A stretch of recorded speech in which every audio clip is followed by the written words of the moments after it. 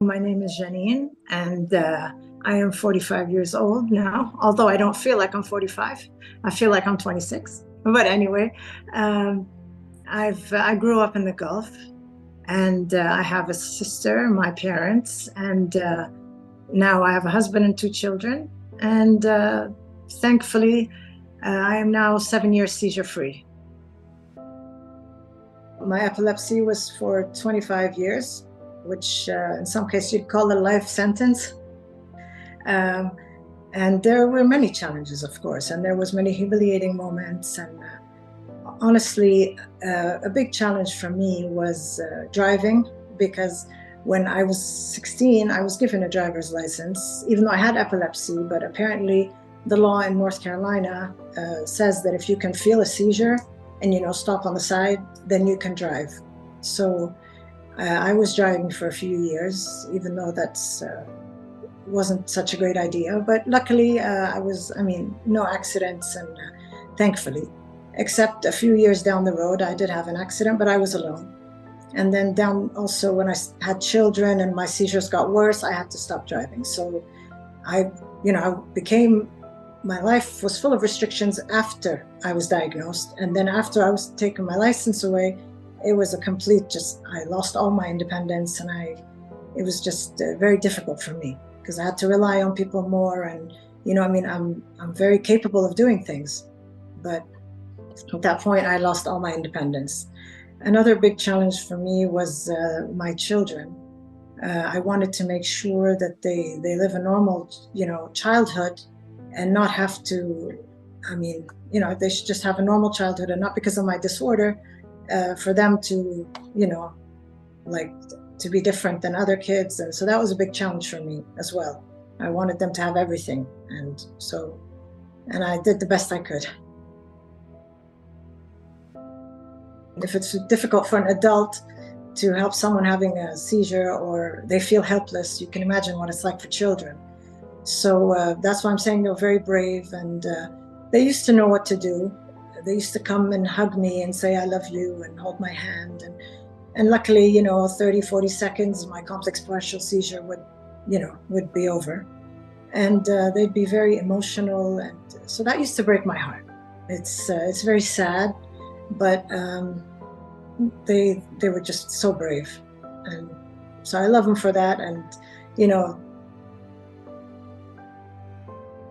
during pregnancy, I did have many seizures, but I did have two really, really bad seizures, the grand mal seizure. And I later found out it's because I was on the same dosage as I was before I got pregnant.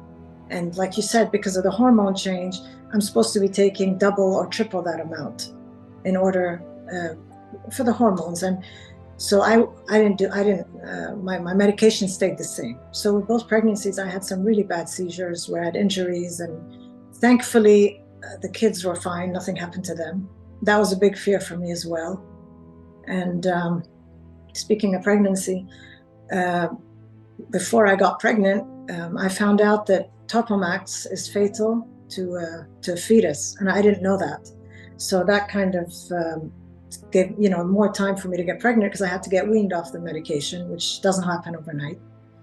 And so that was, luckily for that, because God forbid if I didn't know, the kids also can have many risk factors. So that's when I changed my medication, and luckily both are healthy and they're great. And one thing that pops up when you talk about pregnancy and children also is that afterwards, I wasn't allowed to breastfeed. So with my first child, I did breastfeed for 3 or 4 days, because it said that it was up to me, and it was written in Hebrew, and I didn't know that. I don't speak Hebrew, and I live in Jerusalem. And it had said that consult your doctor. So nobody told me, they took it for granted that I can read what's written. And when I found out, that kind of, it breaks your heart, first child. But then down the line, I realized they're perfectly fine, healthy, whether I breastfed them or not, thankfully. So that's something good to know. I always had to keep my phone next to me, because if I didn't answer, the whole world would all my family and friends, and start texting each other, "Have you heard from her?" And so that was one thing. Also, my door locks from the inside, so I'd remove the key in case anything was to happen. You know, they can come from the outside, they'll be able to open. When I used to go on my walks, I would walk the furthest away from the street, you know, all the way to the, you know, to the farthest end of the sidewalk, so that if I was to have a seizure, any sort of seizure, if I were to fall, you know, I wouldn't be in the middle of the street. And yeah, those were, I mean, also cooking wasn't a great idea, being around the stove. And my husband is a great cook, so he takes care of the cooking. And now that I'm seizure-free, I try, you know, to cook, but, you know, he's like, I don't want to starve to death, so he cooks.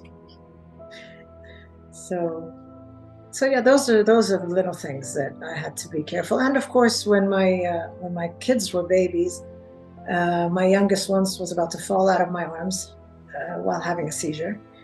Luckily, my husband was home and he rushed over, but it's amazing, a mother's instinct.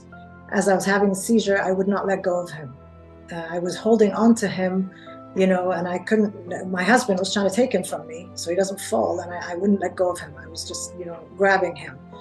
So yeah, it's good to have someone around. My husband at the time worked from home, but when he was working from the office, I try to stay with my aunts, visit my aunts a lot. And so it wasn't such a great thing to be alone, but of course there were times where I'm alone. And at times, again, because I was isolating myself or depressed, so I would push people away. I didn't want to be, you know, around people in that state.